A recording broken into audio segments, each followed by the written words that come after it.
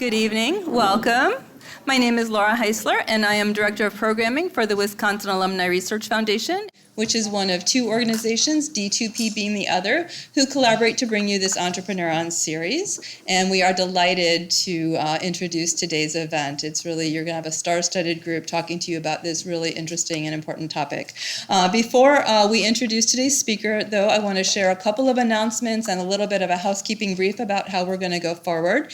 In terms of how these sessions go, we're going to have our keynote speaker for about half an hour, giving you a deep dive into the topic of social entrepreneurship and how it's taking shape in Wisconsin and at Marquette University.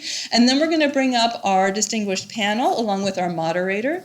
And we'll have a conversation amongst the panelists for a bit, and then we'll open everything up to your questions. When we get to your questions, I'm going to ask that you wait for one of our mic runners to reach you. We record all of these sessions, and we're recording this one, and that way we're sure that your question makes it onto the recording. So because we're recording, let me let you know also that you can find all of the recordings of past Entrepreneurons as well as this one on the Wharf website, wharf.org, or also on the Discovery website, discovery.wis.edu. So look for that in a week or so. Give us about a week to get it up. I also want to make you aware of what's coming the rest of the semester in this series. So we have 2 more sessions, one each month. On November 12th, we're delighted to welcome Aaron Kennedy, who's an alum of UW-Madison and the founder of Noodles & Company, who has also been the entrepreneur in residence at Titletown Tech up in Green Bay. And we're interested in hearing his perspectives on Wisconsin as a hub of entrepreneurship and innovation. And then we'll round out the semester on December 3rd with an entrepreneur and educator from Chicago, Thomas K.R. Stovall, who will be talking about business alignment for leaders at every level. So we hope that you'll join us for those sessions. If you got an email about today, you'll get an email about those. If you didn't get emails and you want to, you can sign up on the sheet that you saw just as you came in. When all of these sessions share the feature that when we're done, we adjourn to a networking reception in the atrium right behind us. So at 5:30 promptly, we'll open those doors behind you, and you're welcome to stick around. The panelists and speaker will be here. And if you have a name tag on, you're welcome to join us for beverage and snacks and continuing the conversation. Now, a couple other events I want to make you aware of yet this semester. Next month at Wharf, we are very proud to be bringing back for the second time our Wharf Innovation Day, where we'll be hearing from some of the most exciting research teams on campus with exciting projects that are ripe for technology commercialization, as well as an amazing keynote speaker from Stanford University, Tom Crummell. And so if you didn't already get an email for this event, you will get one following today's talk, and you're more than welcome to come, and this event is free of charge. And then most importantly for this audience, we want to make you aware of an event taking place up in Green Bay that Kelsey and I are putting together. This will be the 3rd annual Force for Positive Change event. It takes place up at Green Bay. It's a full afternoon of talks and panels and discussions, including Mark Murphy, CEO of the Packers organization, sitting down with entrepreneurs and philanthropist John and Tasha Morgridge. And this is also, well, this one isn't free, but it's not too expensive, and it's going to be an amazing day. We will be, it's $30 to come, so please come. And for students, it's free. And if enough people from Madison sign up and want to go, we'll be arranging some transportation. So if you didn't already get an email about this, we'll be sure to send you one after today's session as well. Before bringing up our keynote speaker, my colleague Andy Richards from D2P has something he would like to share about an exciting announcement that we think will be of great interest to this group. So with that, I will hand things over to Andy.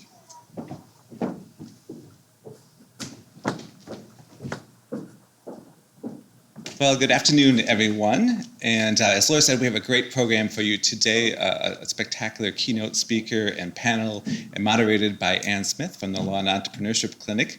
But before I introduce our keynote speaker, I wanted to share some what I think is exciting news, and that is that D2P is partnering with the Division of Continuing Studies here on campus, along with others on campus and in the community, on programming that we will make available this spring semester for those who are interested in becoming social entrepreneurs.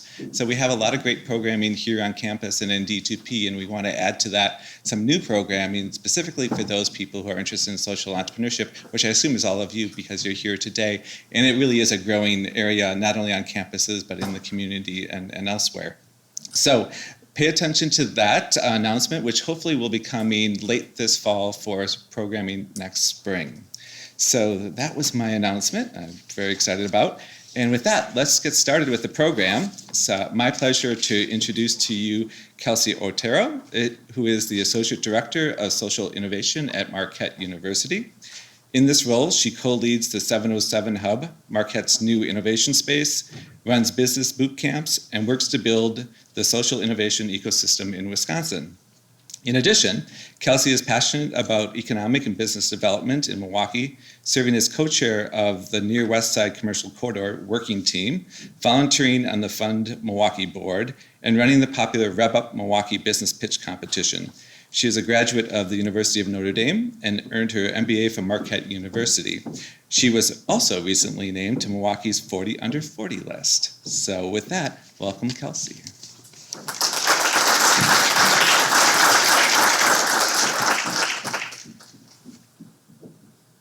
Thanks, everyone, and thank you, Andy. What an exciting announcement. I love when we see more schools, universities, and stakeholders across different sectors really start to think about how social innovation and entrepreneurship can be embedded into their ecosystem.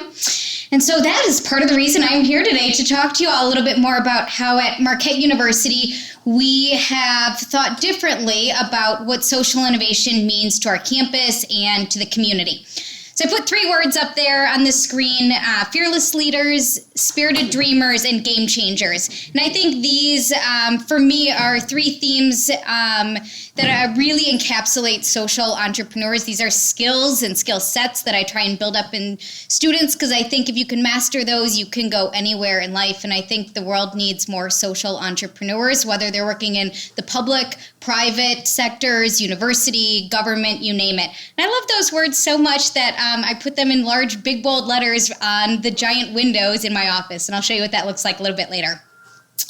So I want to start by saying social entrepreneurship is a growing trend in Wisconsin and across the U.S. and largely on a global scale as well.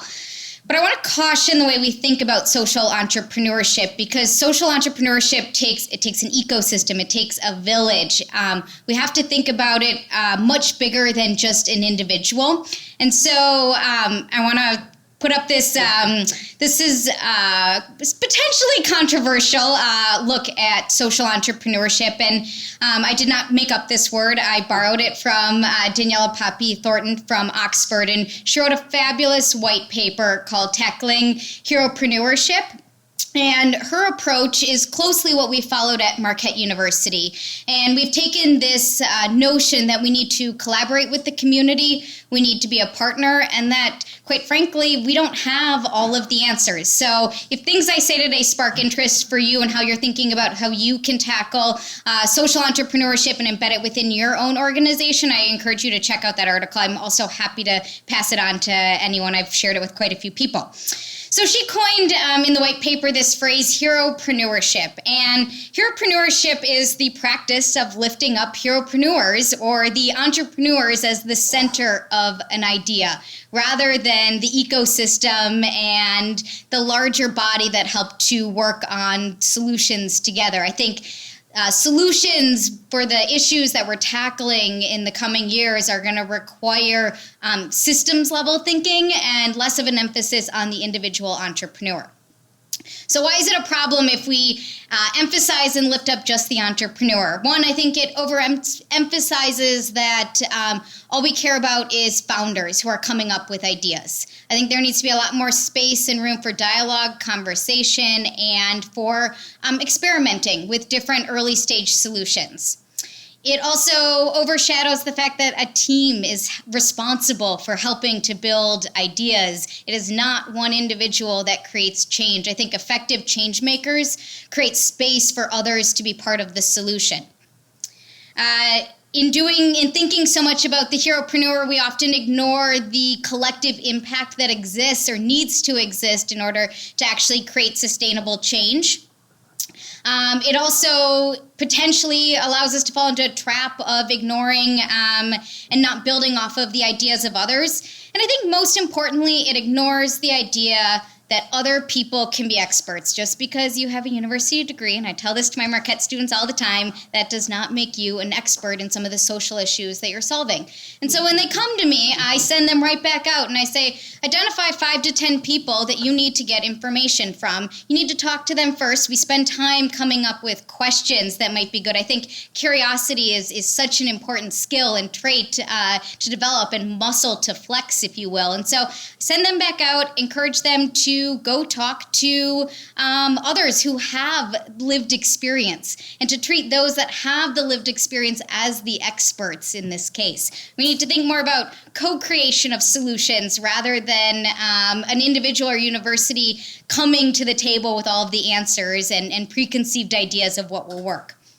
So I want to share with you guys some of the lessons that I learned. I've been doing social innovation and social entrepreneurship work for about 5 years now at Marquette University. The program was started before I started in my role, but I've really worked to think about what we can do differently at a university. And I will say that all of these lessons that I've learned are lessons that have come from working with students. And so I learned just as much from them as hopefully they learned from me, and vice versa. And so Andy, I hope you're ready. You'll probably learn a lot in the process of launching this new program.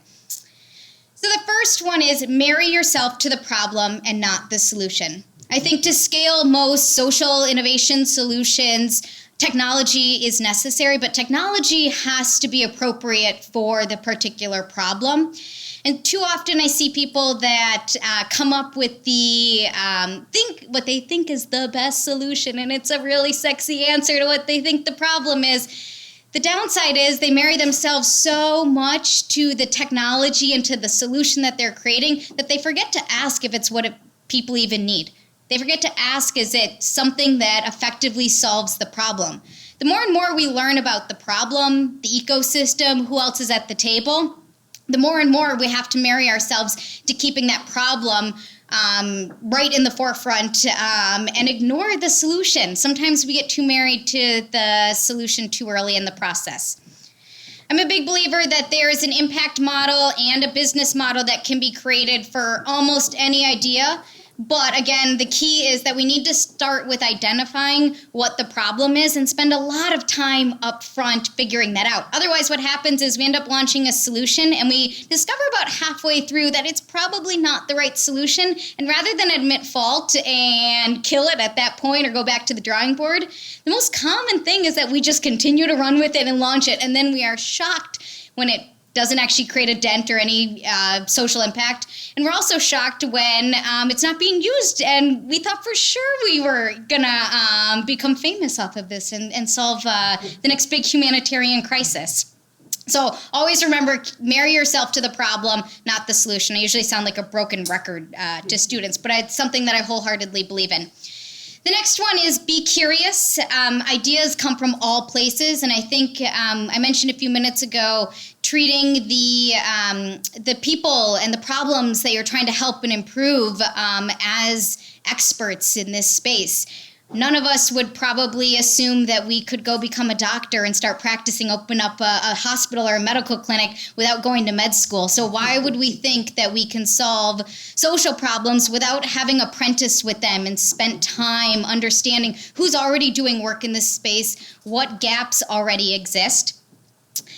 I run this fun little challenge and experiment with a lot of my students in classes that I teach, and it's called What the Duck, and I give them 6 Legos and 45 seconds to build a duck. And then at the end, I have them all hold their ducks up, and I'm amazed at every time I do this how the ducks look completely different. I will have 30 students in a class, and we will have 30 different ducks with just 6 different Lego pieces. And I use this to represent the fact that anytime you're working on solutions, you will have a million different ideas and a million different people that are at the table that are thinking differently about how to approach them. And that's actually a gift. So think about how you can stay curious, pull ideas by associating from different examples, different fields that might seem unlikely, and continue to ask questions. That's how we continue to get more answers. The next one, and I heavily learned this from students, is talk about your idea. I think for some reason, somewhere a while ago, we got this idea that if I talk about my idea, someone is going to steal it and they're going to take it. And I tell students that come in to meet with me, I am too busy. I do not want to take your idea. I have my own things that I am working on. My job is to help remove red tape so that you can continue to move your idea forward. But I think there's this notion that it's scary, first of all, to share your idea and something that keeps you up at night, that you want to think about how you can improve and change and make better. But if we don't start sharing our ideas, we fail to realize that there's an opportunity for collective impact. We fail to realize who else is working in this space that might have an idea, want to join on board. And we fail to recognize that there may be some lessons that we can learn. One of my students last week was telling me that the thing that actually helped her to get going on her project, and I'll talk about it a little bit later, is that she told a friend. She mentioned candidly what she was thinking. She didn't have everything flushed out, didn't know exactly what the idea was going to look like, but she got the best reaction. Her friend said, wow, that is amazing. You need to start talking about that. And her friend was the one who pointed her to me. Without that connection, without having started to talk about what she was thinking, she never would have had the confidence, she said, to think about launching it. And that idea has grown tremendously on campus from something that was an idea that had the potential, the kernel, to be turned into action. Along with starting to talk about our ideas, I also want to push the needle a little bit from moving from ideas to action. Last week, Friday, we hosted a podcast in my office, and one of the students who's working on making Milwaukee the most inclusive tech hub in Milwaukee, or she was a former student, Marquette graduate, and she was saying that someone asked her what her greatest fear is, and she said that she didn't start soon enough. She realized that she could have waited another year to make sure everything was perfect, but in doing so, she would have wasted a lot of time, and it would have been much harder to be at the point where she is right now. So if you have an idea, start to think about it, jot it down, talk to someone else. I think Andy, Jeff Snell's on campus now. You guys have some amazing resources here. Confide in a friend. See who knows someone else that would be willing to sit down with you for a few minutes and have coffee. Next lesson I learned is to be a social entrepreneur. I think the world and Wisconsin, quite frankly, needs more social entrepreneurs. We might need less people that are starting something and more people that are thinking about change from within their organization. So if you're sitting here and you're like, I don't have an idea, but I really am committed to making the state a better place, or there's a social issue that I'm very passionate about, start to use the term social entrepreneur, because it can provide you an avenue and a toolkit to think about how your life's work can have purpose, how you can make money, do good, and have a living in the process. That's not a typo there. No, that is not a typo. That is the new hot term. So you're going to hear it here first. I think social entrepreneurship is going to be one of the next big things that we talk about. When I put up the slide about Heropreneurship, I strongly believe that not everyone is meant to create something, but there's amazing organizations out there that you can partner with. Think about where you can add value. I'm seeing more and more corporations as well think about how they can attract young people or retain employees by using innovation and entrepreneurship, and specifically focusing on social innovation, social entrepreneurship as a method for retention. So to define social entrepreneur, this is how we define it, is someone who works for an organization and takes initiative to apply their strengths to help the organization, their career, or to help a problem, and in process, they're creating social or environmental impact. Why do I think that's so important? I think in order to solve social issues across the spectrum in a number of different roles, we need to see individuals stepping up that care deeply. I hesitated to put this chart in because I haven't had a chance to correct it. I gave a similar presentation a little while back, and someone said, you spend all this time talking about Heropreneurship and how we shouldn't glorify the social entrepreneur, and yet you put them in the center of your circle. And so I have not had a chance to update that yet. They're going to get their own piece of the pie pretty soon, because what I really want to hit on, though, is the fact that all of these different entities need to be working in conjunction. A lot of times social entrepreneurs can pave the way in terms of thinking about innovative solutions, but it requires government support to scale. It It requires philanthropists and impact investors to fund some of the ideas so that we can see the return on impact. It requires universities, accelerators, incubators to challenge and encourage people to think differently about the solutions that they're solving. I really hate to use the word "it takes a village," but in this case, I think it does in order to create longer, more sustainable impact. The other thing I want to mention about social entrepreneurship is that Gen Z is the generation coming right behind me, and they care deeply about social issues, more deeply than any generation before. And you can look right now and see how many young people are speaking out, taking a stand, and I expect that trend to continue. When on some recent studies and surveys that were done, half of all students graduating said that they would take a pay cut to work at an organization whose mission they believed in. They care now more about creating an impact than they do making money. And I think this is something for the corporate sector to think about, considering how they create pathways for more social entrepreneurs to emerge. And if there aren't pathways that exist for you, there's no reason you can't speak up and take on something. I think too often we wait for someone to tap us on the shoulder and say, "You have a great skill set, come help me solve this." If there's something that's keeping you up at night, something that you're passionate about, you only have the responsibility to yourself to start to figure out who needs to help be part of your mission, your operation, your organization, and help you take the next steps to more effectively solve it. 7 in 10 employees on some recent surveys that I saw don't feel appreciated, and 53% of people are unhappy at work. If this sounds like you in some way, think about how social entrepreneurship can create a pathway for you enjoying the work that you're doing, feeling fulfilled, or adding purpose to your everyday work. Next one I'm going to offer in terms of lessons learned is create a bug list. I keep a list, and I encourage a lot of people, the things that bother me, keep a running list. Same vein, stop waiting for someone else to come in and solve it. I'm going to give a couple of examples of students, and I think this is one area that universities need to continue to push the envelope. Students see problems every day, and quite frankly, administrators are not necessarily going to be the ones to solve them. And so I encourage students, when they see something that can be made better, done better, to seek out someone that can help remove the red tape, because that's a great place to practice being a social entrepreneur, social intrapreneur in action. So what else can universities do? I think universities need to encourage students to apprentice with the problem more. I have developed some really good relationships with our community service folks and our service learning team, and I think those are relationships that are fundamental to continue to grow. I have really close relationships with a lot of nonprofits in the local community. Those are partners that we cannot ignore at the expense of talking about the power of social entrepreneurship.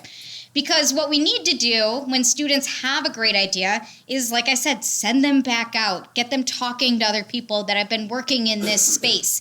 We need to look at how we can, as a university, co-create solutions rather than being the ones that come into a situation or into a problem saying we have the answers, we know how we're going to solve it. This creates that imbalance and Heropreneurship mentality. It doesn't actually create long-term sustainable change.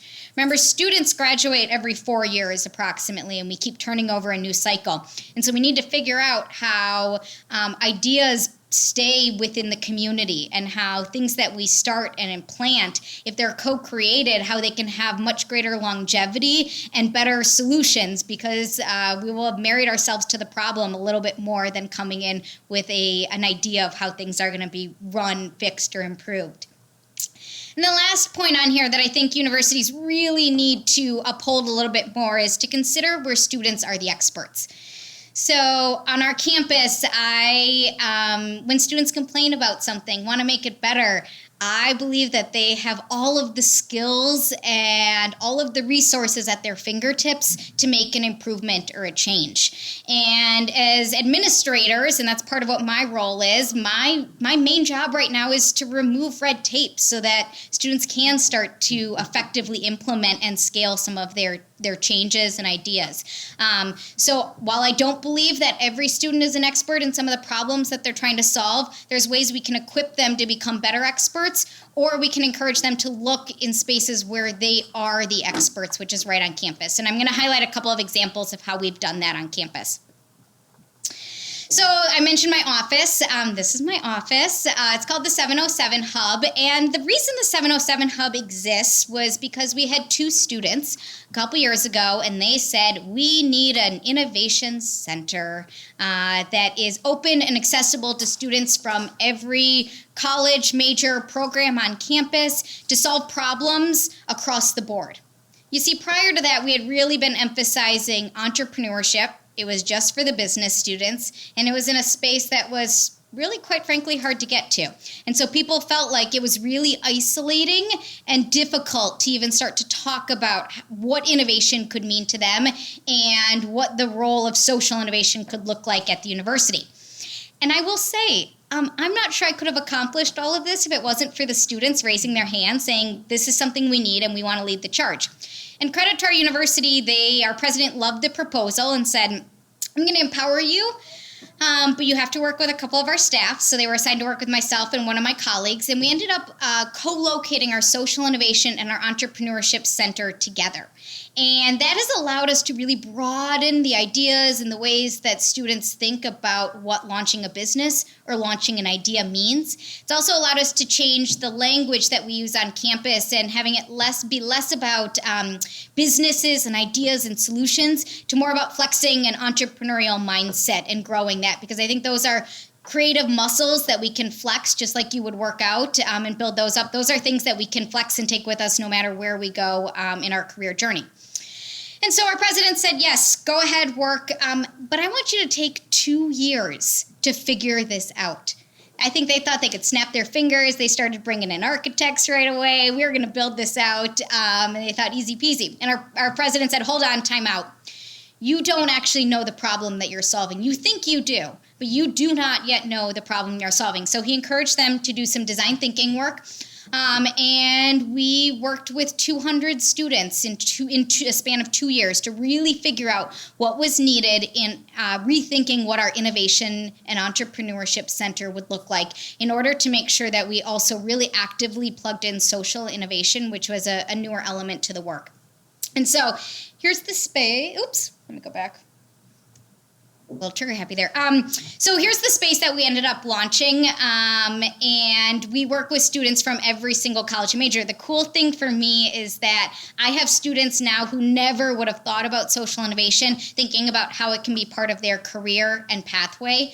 It's a very student-led space. We're lean on staff, and so we empower students to do a lot of work here, and I'm really trying to pilot more work where students are mentoring and sharing skills. So we launched a new skills swap opportunity for students to co-create together, share their skills and resources, and so that we become less hierarchical and top-down. I don't have all of the answers, but someone in our community does, and that could be our on-campus community or our nearby Milwaukee community. The cool thing about this space is that it's also given way to a number of different ideas, and I'm going to highlight a few of those and how some of our students have navigated through the system a little bit. So Paula was the student I mentioned a little bit ago who reached out to one of her friends and said, I have this idea. She was really frustrated with our recycling practices on campus, and that was really bothering her. And she had talked to some administrators, didn't see much change, and so her friend encouraged her to come talk to me. And in a span of a year, we created a plan, connected with a number of key partners on campus, and we are launching a makerspace for upcycling materials in one of our buildings on campus. The cool thing about this is she was able to work with our facilities department, and we divert a handful from a couple of buildings on campus as a pilot. We've been diverting all of the plastics collected. The students are able to sort through that, clean it, save anything that's usable. And these two machines are going to be installed in the next couple weeks on campus, and we'll be able to do a whole lot more work. This is all students navigating because there was a problem that they were really frustrated with and thought that there would be a better way to create change. Another student that I work with who's actually in med school at UW-Madison right now, never dreamed of thinking about what a path in social entrepreneurship or entrepreneurship for him would look like. But he was really frustrated that after a recent climate survey we had done on campus that said 24% of freshmen had thought about transferring at one point. I think that's probably a fairly common statistic at most universities. Isolation is a growing trend on campuses, and he loved Marquette so much and thought, how could anyone not be happy here or not have a friend here? And so we spent a long time trying to figure out how we would launch a platform for inclusion. And after spending a ton of time doing focus groups and interviews, we ended up creating, or he and students ended up creating, an app that would connect underclassmen and upperclassmen to share a meal. We discovered that underclassmen who are required to be on the meal program have 30 free meals a semester. The bulk of them were going unused. So we had a lot of food waste. And we also had a lot of upperclassmen that would love to share stories about Marquette. They were happy to connect with others. And so we created this app that you could connect with underclassmen with upperclassmen for a free meal. And you could do it around time schedule availability. You could do it around your major, minor, area, interest of academic study, or interest in terms of other projects that you wanted to get involved with on campus. I have another student, Allison, and she really took apprenticing with a problem to heart. She spent 3 years working at an organization, volunteering. She had accumulated well over 1,000 service hours, and at that point she came to me and she said, I know where I can create value in this organization. I've been spending time with a lot of young people, and they said that they are frustrated that all of the stories in the local media about people of color are negative, and we're not highlighting the really positive things that our youth of color in Milwaukee are doing. She was a journalism major, and so rather than starting her own operation organization, she worked within an existing nonprofit to launch a new program, and she started a online digital platform for young people in Milwaukee to tell their story. And then Maggie. Maggie had worked and done a lot of work in the community at a local church and was also very fascinated with bees. And so in partnership with a local church, she launched a beekeeping operation, and she worked with the homeless population there. So two very interestingly stigmatized populations that they were bringing together under one program. And they trained these homeless people that were there for a free meal to become urban beekeepers. And she started talking about how important bees were to the urban environment in Milwaukee. So much so that the university started to take notice, and we now have beehives on a couple of our buildings on campus. And this all started because a student had created the space to start talking about why bees and social innovation mattered, and other people started to catch wind. She graduated before we had installed the bees, but she created a space where other students could be part of the conversation and be part of the change and momentum that was occurring on campus. I'm going to wrap up quick by saying I would be remiss to stand up here and not acknowledge that we're going to have a powerhouse panel coming up, with a lot of them being women. So if you are ever a female and you feel like you are kept out of the entrepreneurship circles, I'm here to tell you I think social innovation is a game changer in this space. Women are 17% more likely than men to start a social enterprise. They are far more likely to rise to the top ranks of a social enterprise as well. So this might be a space for you to consider breaking the glass ceiling. And I want to end by just talking briefly about some of the work that I've done in Milwaukee and how I've kind of created a space for myself to practice and implement some of the work that I've talked about. I am part of a group of individuals, corporations that formed a public-private partnership called Near West Side Partners. Marquette is located right in the heart of this space, and we have some amazing assets in this neighborhood, but we also have high levels of poverty, crime, unemployment, and the issue that I cared so deeply about was blighted corridors. And so I was tapped actually by the university a couple years ago to look at solving this. And I spent a long time, gathered a bunch of different stakeholders, and over the course of the past couple years have run a couple of really exciting pilot programs, experimented with a couple of different projects as well that have been very collaborative. And in a span of 3 years, we have reduced the vacancy rate from 51% to 31%. I have a full-time job at the university as well, so this would not be possible if I did not think about how other people need to be at the table helping to create the change. So I very much consider myself a social entrepreneur. I can work within the university structure, figure out what resources are needed, who needs to be at the table, but ultimately we need a lot of different hands working on this problem, or we never would see the momentum that this has created. I am not very good about telling my own story and some of the work that I'm doing. So I recently penned an opinion piece about how we need a larger ecosystem if we're going to solve some of these problems. And one of the groups that I specifically tapped for this, because they were a huge partner for me, was the corporate sector. They were able to purchase supplies, products from a lot of these entrepreneurs that I was working with. They were able to be champions, supporters, mentors, and it created a huge difference. So if you're at a corporation or if you're a student, now is the time to start thinking about where you can add value and create value, because there's a huge pie that can only continue to grow. So here are my change-making rules of thumb, if you will, to follow. First one is be entrepreneurial no matter where you work. I think entrepreneurship is a mindset. It's less about producing something at the end of the day. Marry yourself to the problem, not the solution. If you remember nothing else, please take that away.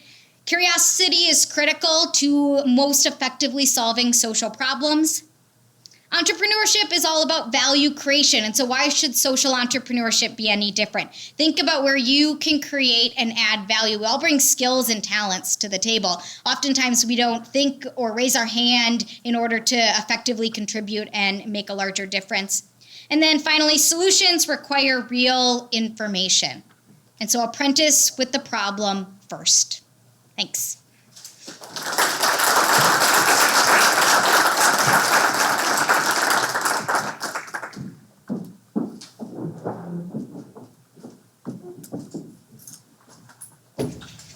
That was pretty impressive, I think. So I am here to moderate the panel. And why am I here?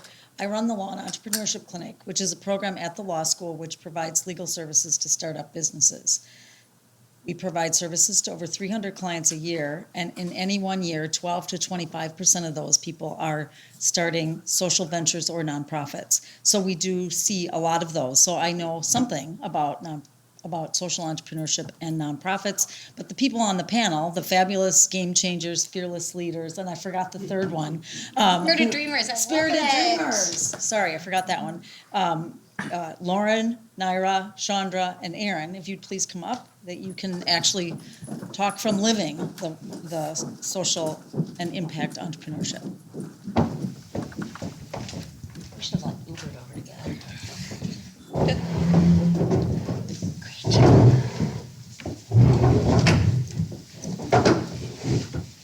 Okay, so you don't really know any of these people except they're sitting behind the name tag. So we're going to start with each of them taking a couple minutes to tell you about themselves and what brings them here to the table. Hi, good afternoon. My name is Chandra Miller Fienen. I'm the Executive Director of StartingBlock Madison, which is located in the Spark Building. So what I like about this is all four of us are all located in the Spark Building. We see each other all the time, not just when we're behind microphones. Spark Building. Does everyone know what the Spark Building is? Okay. So the Spark Building is the new American Family Insurance Building that's built on the 800 block of East Washington Avenue.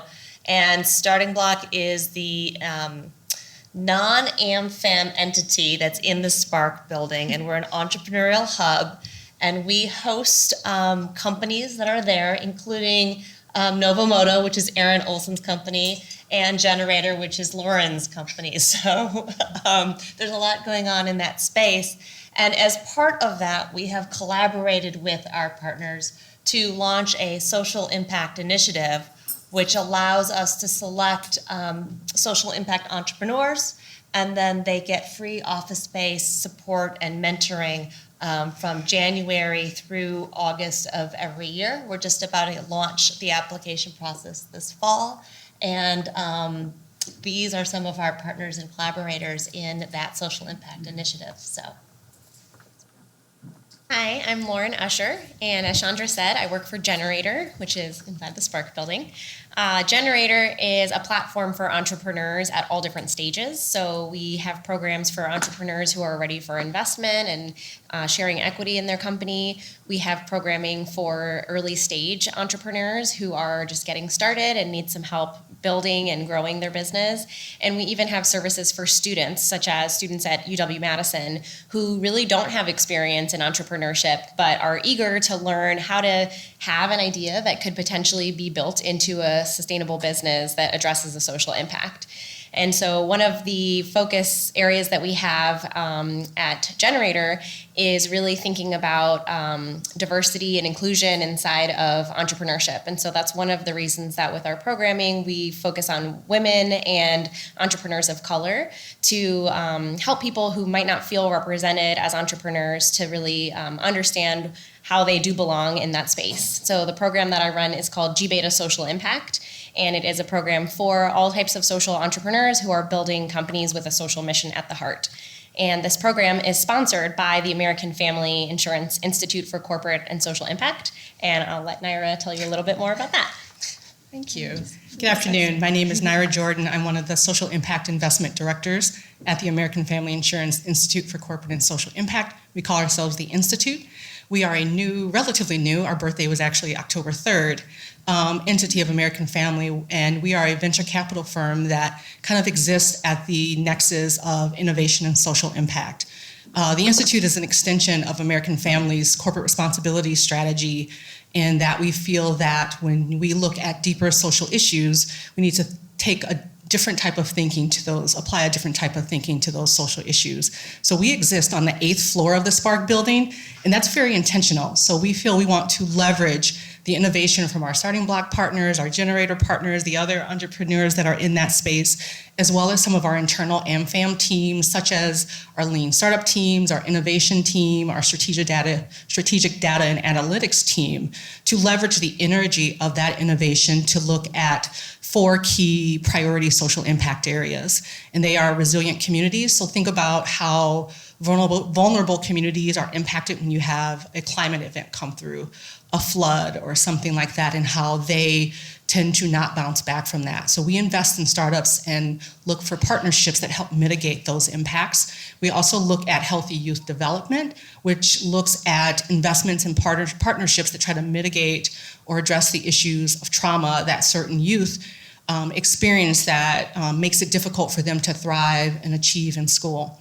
Academic learning and achievement is the third priority area, which looks at ways to engage students in the classroom, and that could be innovation within the district and within the classroom, as well as tools and partnerships that could help that student learn and engage. And the fourth priority area is economic opportunity for all. And that looks at how do we provide mainstream financial access for underestimated communities. And this has a particular focus on formerly incarcerated. So we look for startup investments that are founded by formerly incarcerated or serve formerly incarcerated. So those are the priority areas within the Institute. Good evening, everyone. My name is Aaron Olson. I'm one of the founders of NovoMoto. We are an energy company. And in fact, we serve communities that don't have access to reliable grid power. So we focus on areas like sub-Saharan Africa, where the majority of countries there don't have access to a lot of electricity.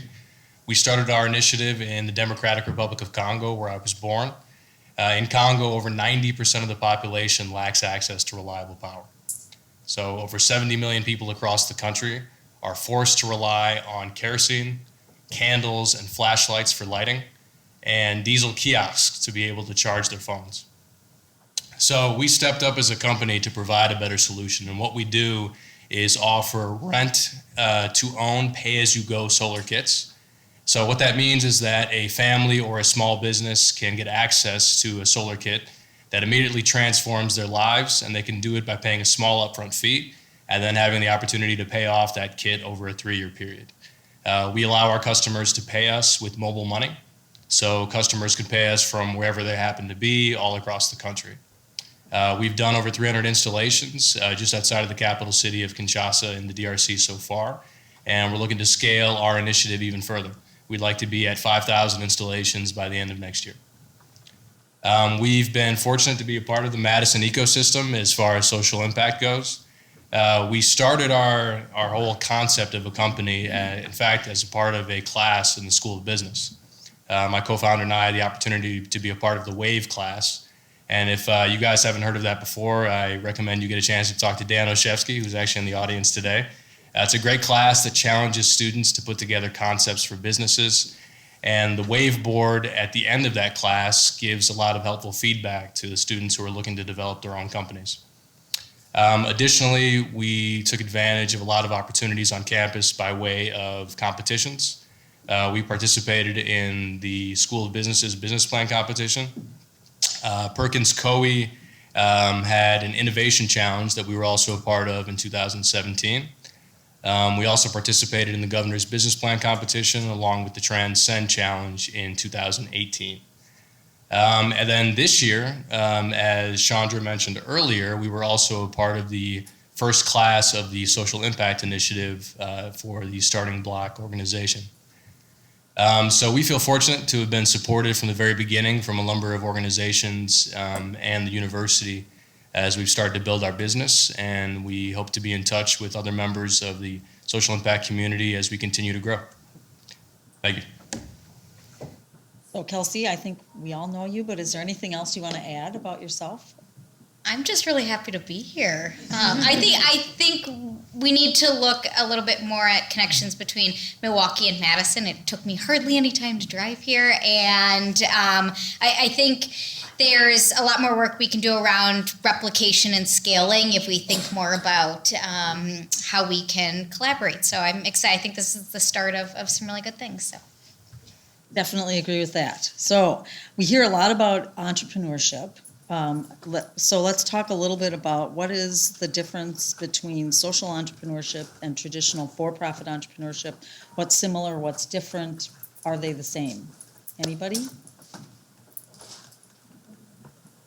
I think there's a lot of, there's sort of two nodes, right? So there's certainly entrepreneurs that we know that do not have a social impact initiative or a mission at all.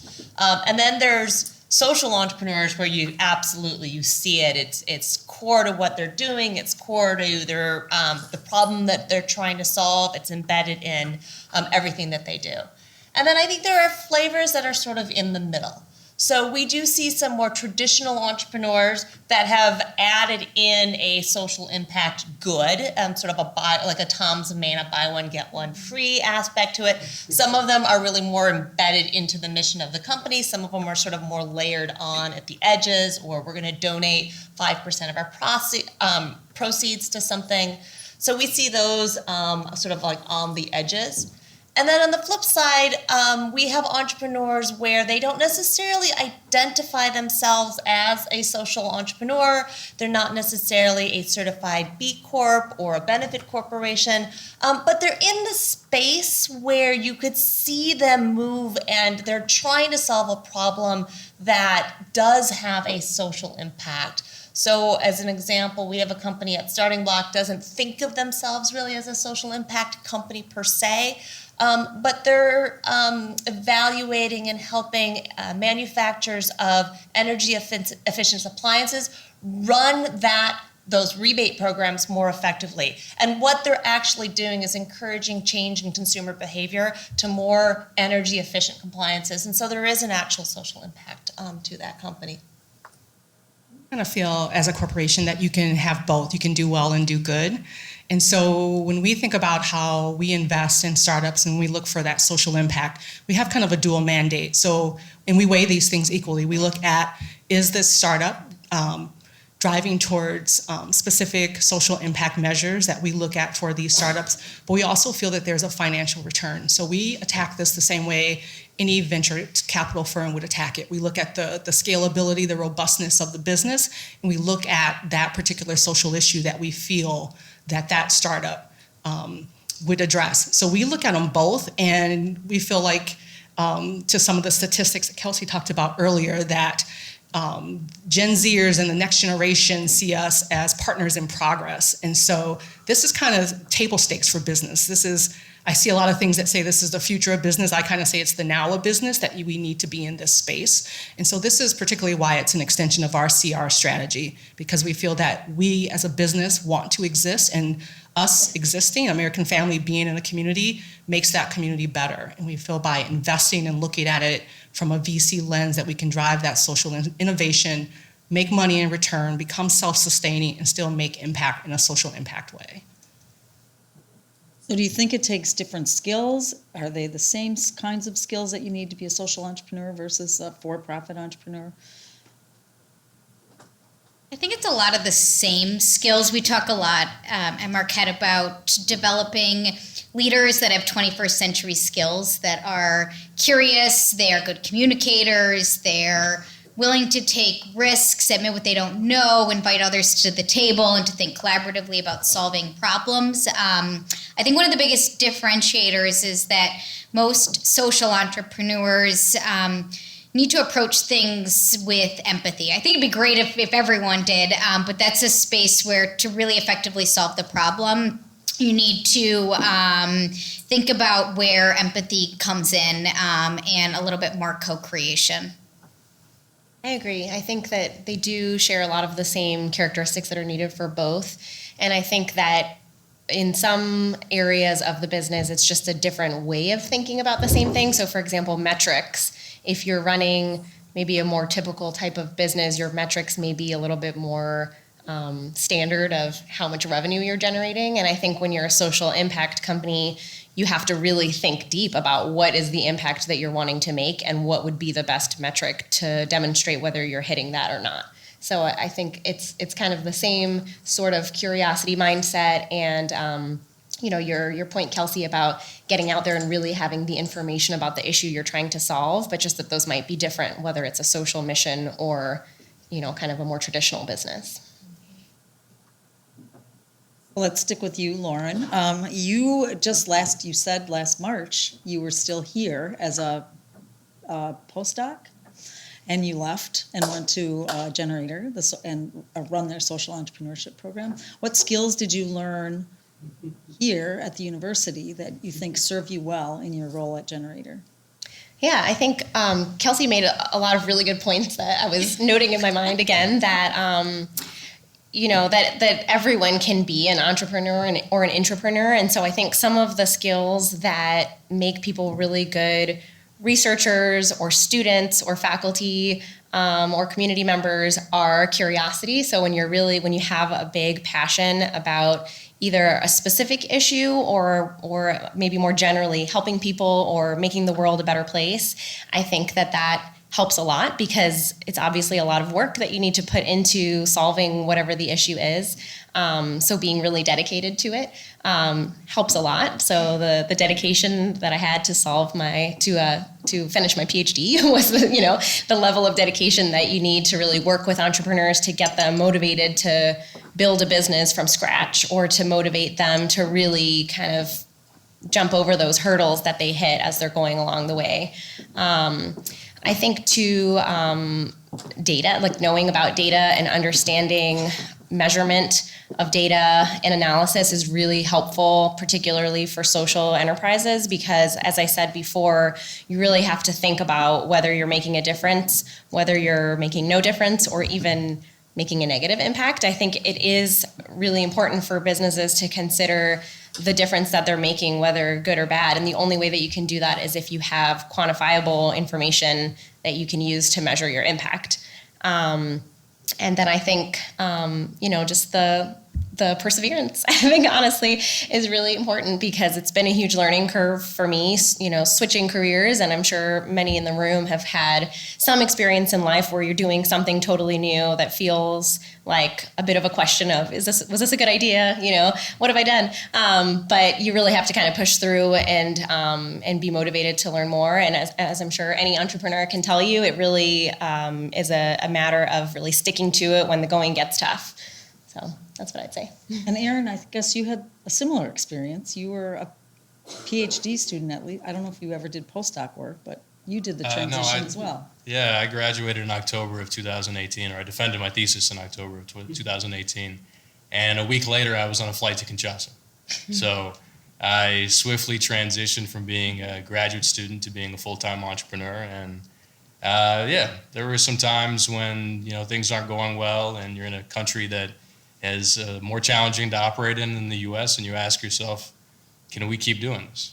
But if you really believe in the mission that you're going after solving, then, and you have a strong team around you as well that can keep everybody on the same page with where you want to go, that helps you persevere. And you just keep pushing forward to try to find a solution to whatever the issue is that's hindering you from scaling or hindering the company from doing whatever the company needs to do to move forward. There are challenges, transitioning from one path in life to another. But again, if it's something that you're really passionate about, I think that carries you forward. I think my next question is really for Kelsey and Chandra, because I think you both mix within your spaces. You have social entrepreneurs and the more traditional for-profit entrepreneurs. Talk to us about that. How do they work together? Do they mix well? Do they fight with each other? I don't know. Tell me about that. I think we're often overly concerned about labels. And one of the things that I realized, and I think especially with younger people coming up, that whether you're a nonprofit social entrepreneur or a for-profit social entrepreneur, you don't care about social entrepreneurship. You can all function in the same space. And we used to pre-label people, but our students weren't labeling themselves with what resources or what tracks made sense. One of the interesting things to me was that we redid our pitch competition a couple years ago. And we introduced a track for traditional entrepreneurs and for students who were looking at creating social impact on campus or in the community. And we asked them to self-identify when they apply.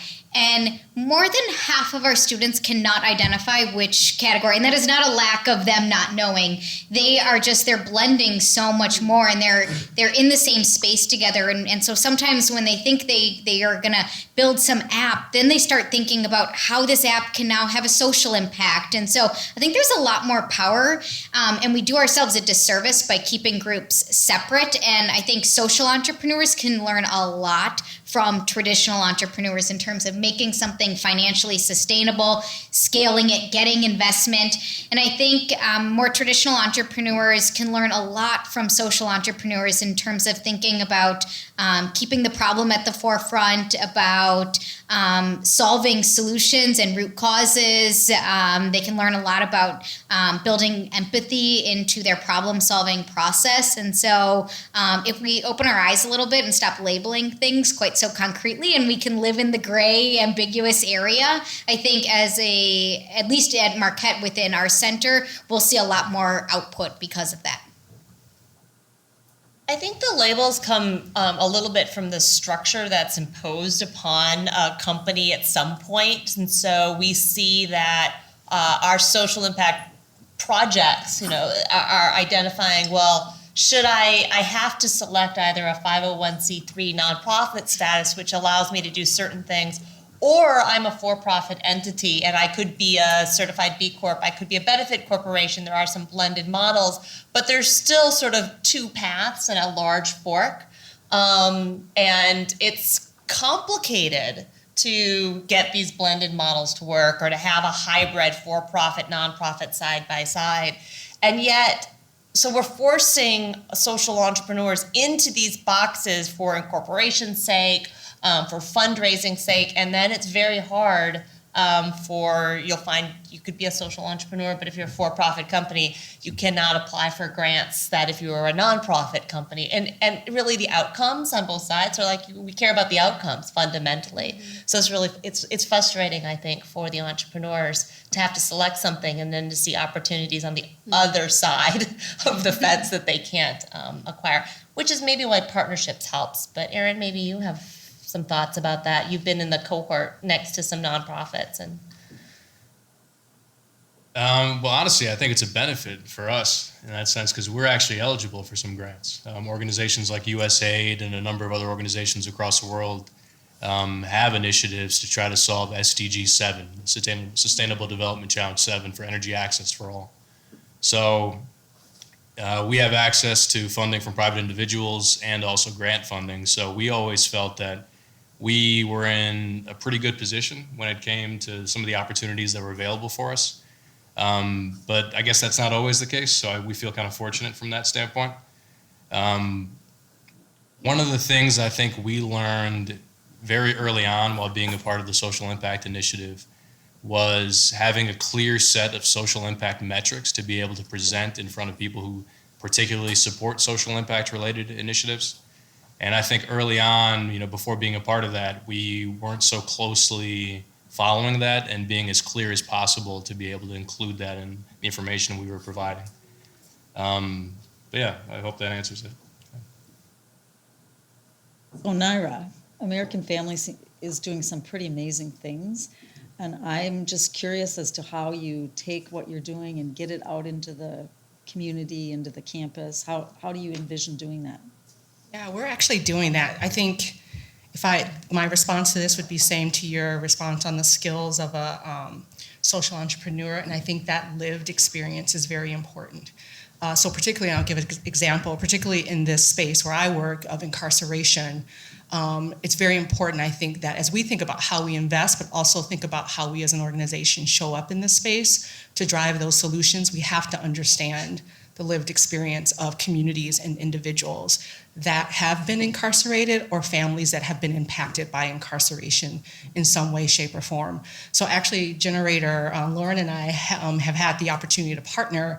We actually launched one of the gBETA social impacts. We kind of morphed it a little bit in Milwaukee. We kicked off August 28th by bringing the community together to understand the challenges associated with reentry, and literally brought individuals that had experience with incarceration or family members that have been support systems for those that were reentering their communities, heard their stories, and then had this community of about 80 people in the Sherman Phoenix facility in Milwaukee ideate on this idea and come up with solutions to the challenges of reentry. We just last week, October 2nd now, had a showcase where there were 4 teams that came out of that event on the 28th that had solid ideas, solid solutions that could be potential nonprofits or startup ideas. They shared those, and then they're continuing to ideate and mentor with Generator on that. So I say all that to say it's very important when we think about some of these social issues that we're tackling, that we get that voice of the community, that we leverage the assets that exist in the communities where we're trying to solve these issues and bring them into the conversation. To the presentation you did, Kelsey, I mean, that was spot on for me. Like, how do we engage the community and the universities? Because there are students on this campus and campuses around this country that have an experience of these social issues, and incarceration is one of them. So how can we learn from them as potential children of someone that has been incarcerated, or family members that have had cousins living with them because that aunt or that uncle was incarcerated? So how can we learn from all of these lived experiences? And I think students and communities are key components in that. And so we are leveraging that expertise as we think about not only where we should put our startup dollars, but also where we should put our partnerships. And are there ideas that American Family could bring into our innovation team and even create some of the solutions that we're talking about? So you're all doing amazing things, but in your own way, you're all trailblazers. And there must have been challenges along the way that you had to face and overcome to get to the point where you are now. Could you each tell me a little bit about the challenges you faced in launching or getting started or doing what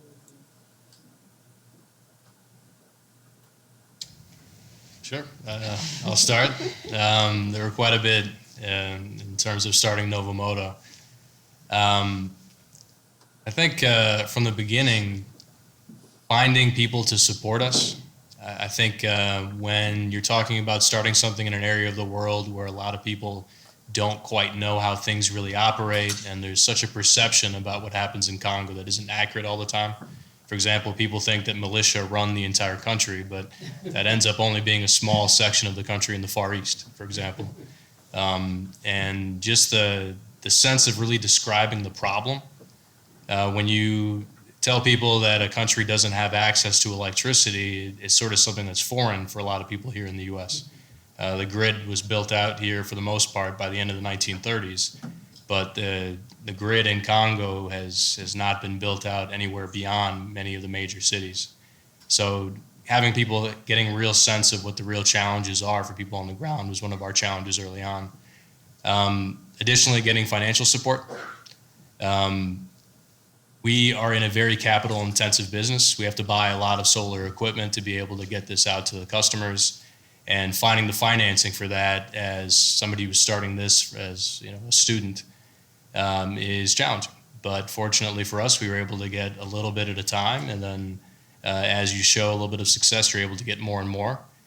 And then additionally, team building. So myself and my co-founder hadn't run any businesses prior to starting this company. So we had to learn on the job how to manage people, and we had to learn how to do it in sort of our second best language. So French is the national language in Congo, and my best language is English, and my second best language is French. And I have a terrible American accent in French. So you can imagine somebody with a Congolese French accent trying to take orders from me and then get it all together and understand exactly what we all need to do together. So some of those challenges also played a role. And then additionally, culture, right? I think myself and my co-founder, having gone to school here at UW, had certain expectations on how people should work and how people should work together. But every culture has a slightly different way of getting things done. And we had to sort of compromise with our team on the ground as to what the best way the company was going to go forward in terms of how we were going to address things, schedule things, and make sure everybody was on the same page with how we were going to operate as a team. And then some of the challenges that I think all companies run into, at least all companies that I've had a chance to be able to talk to. You make some assumptions early on. And it all looks good on paper and a business plan, but then when you hit the road and you start to actually deploy systems and you start to talk to customers and you start to have real failures, you have to understand how to migrate away from those issues and how to innovate away from them in a way where you're providing something that still is a value for the customer in a way that's still financially sustainable for the company.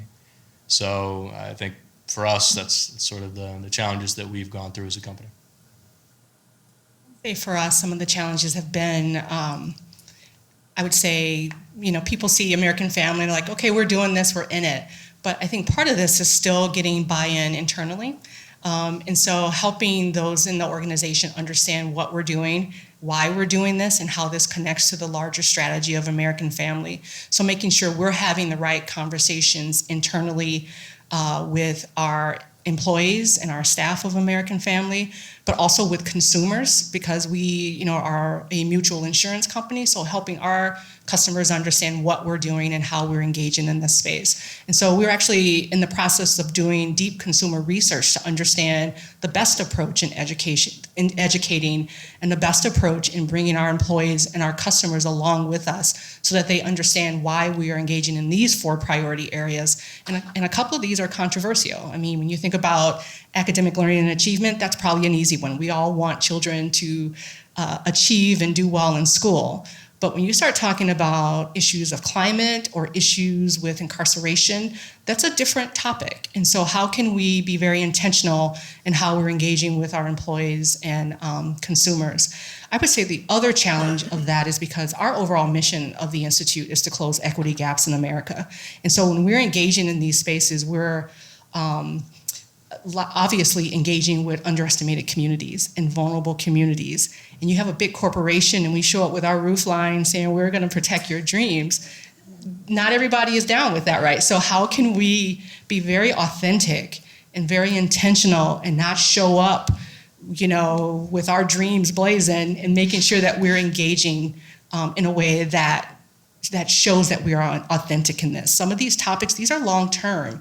And so we are committed to these topics and we are not wavering away from these topics. And so our challenge is figuring out how to have conversations with the community that are real. It's not over-promising, making sure that we're always talking about the why and that this is important to us so that we don't end up inadvertently alienating the communities that we really are trying to help. I think for me and more broadly for Generator's program, gBETA Social Impact, I think the biggest challenge has been the learning curve. So from a personal point, having been in this for 7 months, I would say that, I came from a place where I was very used to having a large body of knowledge that I could completely get to know and really feel like an expert in that area. And when I really started to take a deep dive into social entrepreneurship, it was probably my third meeting with another expert that I was having when I was asking the questions of how do you measure social impact? And for the third time, someone was telling me, we don't know yet. When I finally it clicked and I realized, there's not an answer. I can't go find the answer out there from the expert who knows how to measure it. We're still trying to figure it out. And so I think for me, getting really comfortable with that gray zone and understanding that things in this area are still forming and there's still a lot of questions coming up and still a lot of issues that we're all trying to figure out, like what is a social entrepreneurship business? What does that look like? What is a social entrepreneur? And how do you make sure you're making an impact or measure that? For me, that was really challenging. And so I think that Generator really embraces that with their entrepreneurial mindset, which, looks at the world as with a curiosity and looks to see what problems are around and looks to understand how you can make an influence for the better. And so I think really working for Generator has taught me to be comfortable with that gray in-between nature of things and to just keep trying to learn, keep talking to other people to understand from their experience and expertise, but just to really see that we have a little ways to go. So Starting Block's mission is to create the meaningful intersections that help cultivate entrepreneurs. And I think that there was tension in sort of our space and in our community of those that were like, why do you care about social entrepreneurship? Why does this matter? This is off mission from what Starting Block's core mission in their minds was supposed to be, right? Focusing on scalable, high growth companies and the resources that they need, those types of companies need to grow and succeed. And I think it took our team a while because this is a new space. I mean, really, honestly, we are all new. And so the fact that we're up here talking as experts is really interesting because I'm through my first cohort. You opened in October. You're 6 months in. You're in early stage. This is how cutting edge it is. But from my attitude, it was, look, if we want the non-social entrepreneurial ecosystems to be more diverse, right? If we want more women entrepreneurs, if we want more entrepreneurs of color, where are those leaders and entrepreneurs now? Well, they're in the social entrepreneur space, right? So we need to connect the traditional entrepreneur space with the social entrepreneur space, with the philanthropic investors that should be, they're writing philanthropic checks. They should become angel investors as well. We need to cross-pollinate all those connections. And I feel like, A, that is really, really hard work. But B, how lucky we are here in Madison to have the type of community that gets it under, as a background culture in the first place, and then to have partners like this. I think we have the opportunity to have Madison be one of the first cities that can be seen as a national example of, they seem to be doing something right in the social entrepreneurial space in Madison, and not just in Milwaukee. I'm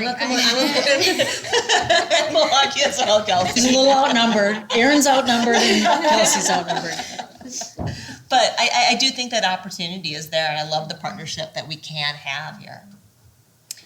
To kind of piggyback off of that, I think the biggest challenge for me has been figuring out who cares. And to your point, like, there's a lot of people, and figuring out how the ecosystem can be built out with people who do care, or how do we change and shift some of our language so people who we think might care, we can explain it to them in language that they understand. I think Madison, you're right, is further ahead than Milwaukee is. We're a little bit more fragmented in Milwaukee, and so figuring out how to convene and pull the right people together is a challenge. And I think about that on a larger scale with some of the work that Laura and I are working on. How do we then take those models that we're working on in Milwaukee and Madison and think on a larger scale across the state about what collective impact can look like? I think I mentioned at the beginning of the panel session, I'm a big believer in replication if we can figure out how to do it with a localized approach. I think we spin our wheels too much thinking about how to create that innovation needs to be something that's new rather than looking at what works or where can we tap into expertise in the community or in a different city with some of their solutions and through a local context replicate that in other areas. So I think a big one is figuring out who cares, bringing them to the table and figuring out how we make the work meaningful for them. And then the last thing, and I'm so glad people mentioned data, I think getting people to move the conversation from business metrics, which are great, but at the end of the day, I don't care, and neither should you, about how many people went through your program if you didn't actually move the needle on anything. And so figuring out what it is that you need to measure that creates impact metrics and how you go about doing that. And there's a great resource here in a university. There's people who understand data, and we need to shift the way we look at what we measure a little bit to longer term outcomes that are occurring over time rather than just quantitative business metrics. I think I've monopolized enough of their time with my questions. It's time for you to ask any questions that you might have of the group. You have to wait for the microphone.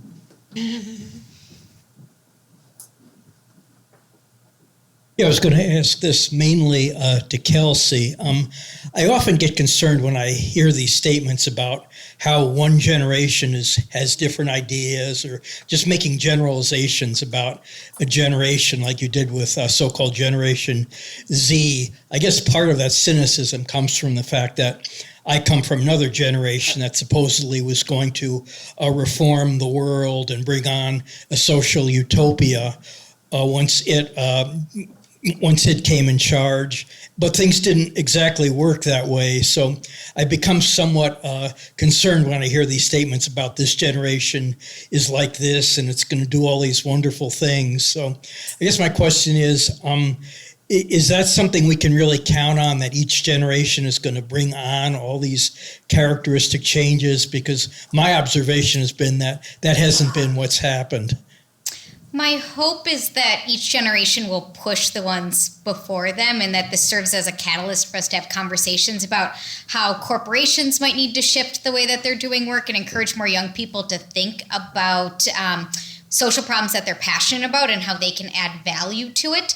My concern always at a university that is responsible for educating people is that we don't look at it as a tool to say, you have all of the answers, go light the world on fire, take this torch and go solve the problem that you're passionate about. So I think we need to tap into the fact that young people care deeply and statistically it's looking like they care on paper more than other generations. I think that has yet to be seen. And so I think it gives us encouragement that we can leverage educational opportunities with them to create agents of change, but we need to do it in a way that they are learning from those with lived experience and those that have come before them, not that they have all of the answers. Because oftentimes when people propose something, there's a reason it's not being done. And it's because people have learned or tried it before them. And so being able to collaborate more broadly with students, the community, I see a great opportunity for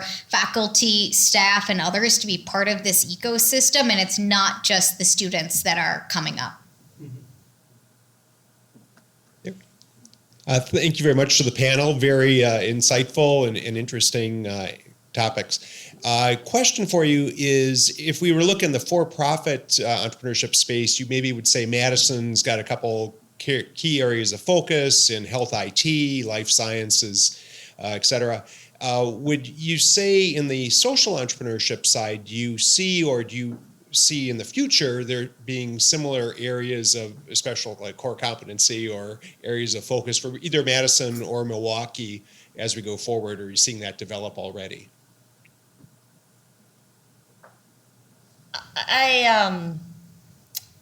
have a very limited data set here. So with that caveat, I think that at StartingBlock, for example, we see the marriage of big data and AI being applied to sort of civic issues and civic democracy issues in that space. There's several companies that are there. There's several companies that are in the education space. I think that's largely due to some of the collaboration that's happening with what the Institute is seeding and supporting and gBETA in that space. And then I think also interestingly on energy as well. And I think that has to do with just where we are with climate change and the pressing needs to apply some innovation if we're going to solve some of the challenges that we have. So I think that probably in those three areas is where I see the intersection between where general startup industries are and where we're seeing our social entrepreneurship. I think, Dan. I'll tag on to that. Internationally related businesses. I mean, NovoMoto, Blue Mangoes, and Electrify are three companies that have been started within the last 5 years from the Madison area, all with a focus on regions of the world that are developing. So it could be that, we're just the beginning of a trend. I hope so. I think it's important to look at clusters because there's already some support and resources there and figure out if there's a play for social innovation and social entrepreneurship. That's a good way to seed some of it. So in Milwaukee, water is a big one for us. That makes perfect sense. And so I think I would recommend tapping into the centers of strength that you have. But as a state and as regions, we also need to look at where there are opportunities that we should be focusing on that we're not right now that are ripe. I think a big one is the urban-rural divide and figuring out some opportunities within that space. Agriculture. There's some things that Wisconsin is known for that we can really be on the bleeding edge of that because others don't have that same climate or focuses across the country. Hi, I have a question maybe for all of you, but Kelsey, I'm curious what your thought is about this. There was a diagram you had up about the social impact kind of feeding into the business model. And the intersection of those two things is what really intrigues me about social entrepreneurship. And I'm wondering, when you look at the revenue stream that supports the company, does the motivation for where that comes from, is it like a pure business, a transactional thing? I'm giving you money because I want this thing. Or is it more about the social impact?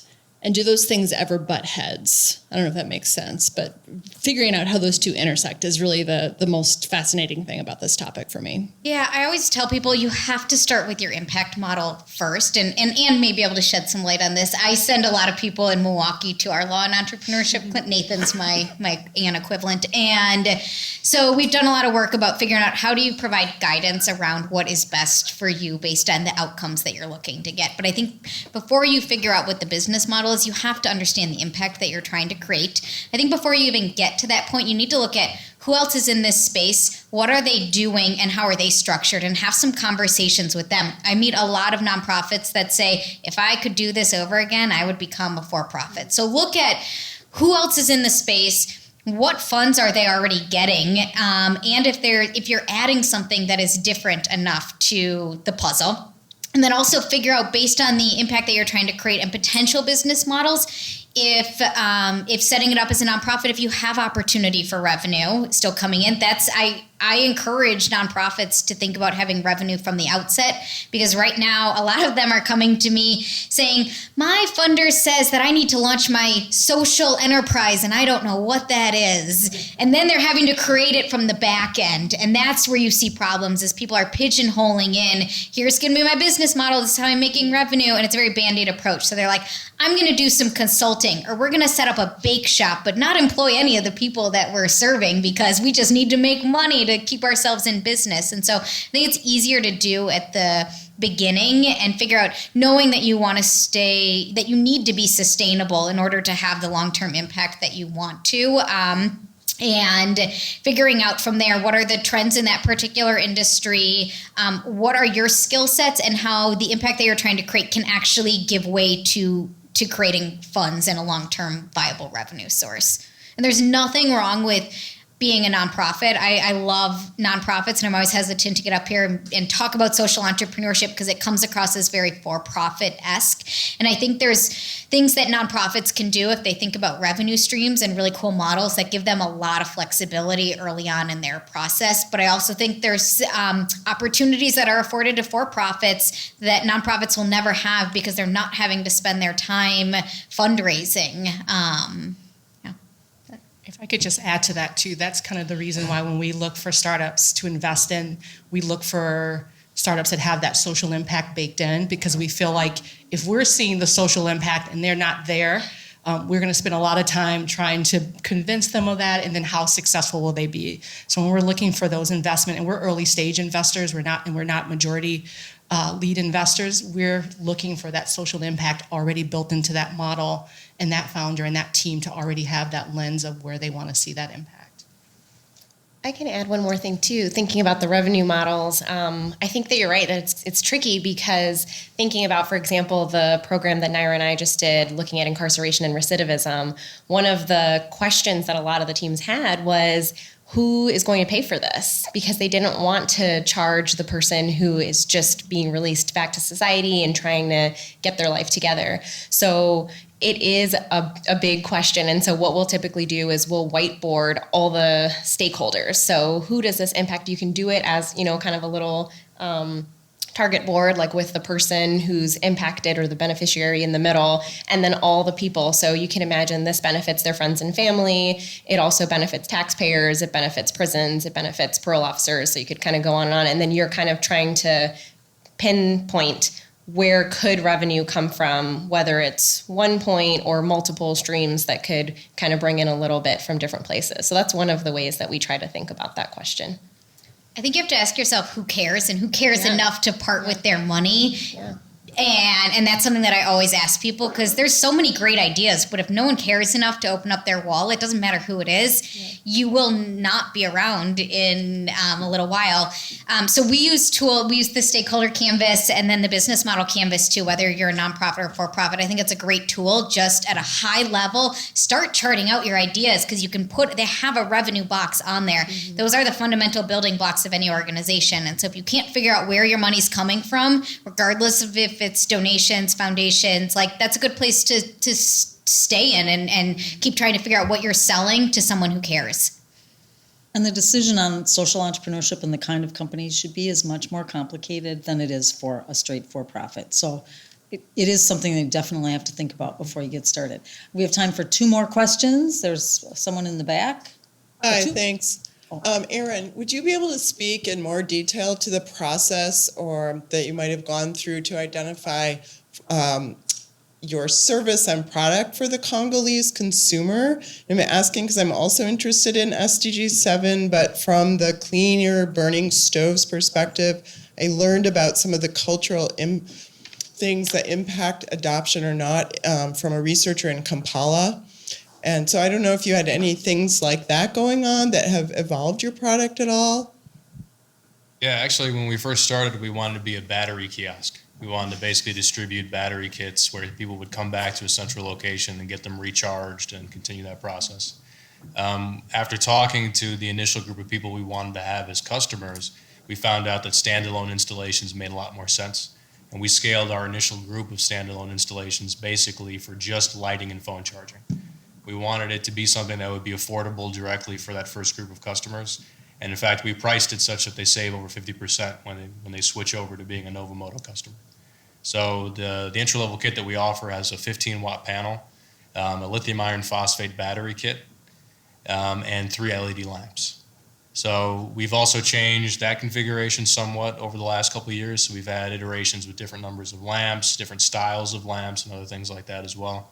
And that's just the beginning. We plan on continually being a company that does a lot of iteration in the sense of as customer tastes change, we would like to change with that to make sure we're always offering our customers the best solution we can. Hopefully that answers the question. From the cook stove standpoint, yeah, you mentioned that as well. We looked at cook stoves as something that we could tag on to our kits. Right now, we're focused on being a company that focuses on solar energy. So cook stoves for us is something in the future we'd like to evaluate. And in particular, solar thermal cook stoves is something that we'd like to take a look at.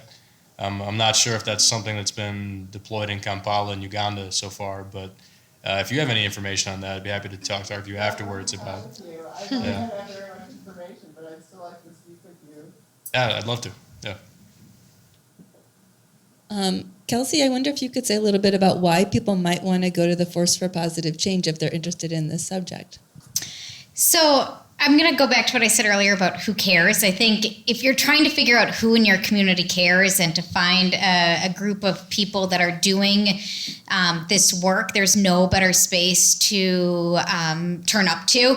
It can be, the social innovation space can be really isolating if you haven't figured out who your community is. And even sometimes just in the Madison or Milwaukee area, the community can be small. And so I really want to encourage us to think on a broader basis about what work is going on in the state. Laura and I had an opportunity to review a lot of the applications. And I will say I was blown away in the 3 years now that we've started this, how many new organizations have emerged, how many organizations are doing things better with bigger impact than they were a couple years ago. And I think a lot of that is because they're connected with other organizations. So they're attending the conference, they're hearing about what's going on, they're using this as an opportunity and a platform to network, and an opportunity to really appreciate and celebrate the work that's going on in and throughout Wisconsin. So don't think that it's just Madison and Milwaukee as these epicenters where social innovation is occurring.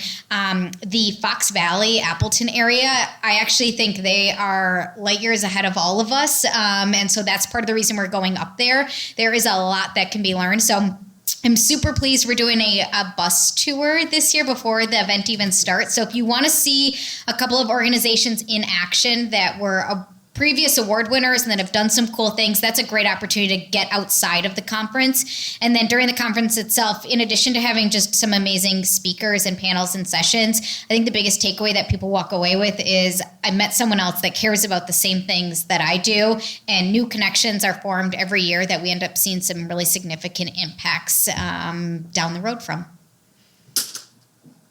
Okay, so I am going to invite you all on Laura's behalf, on Andy and Laura together, to join us to continue the conversation over refreshments out back.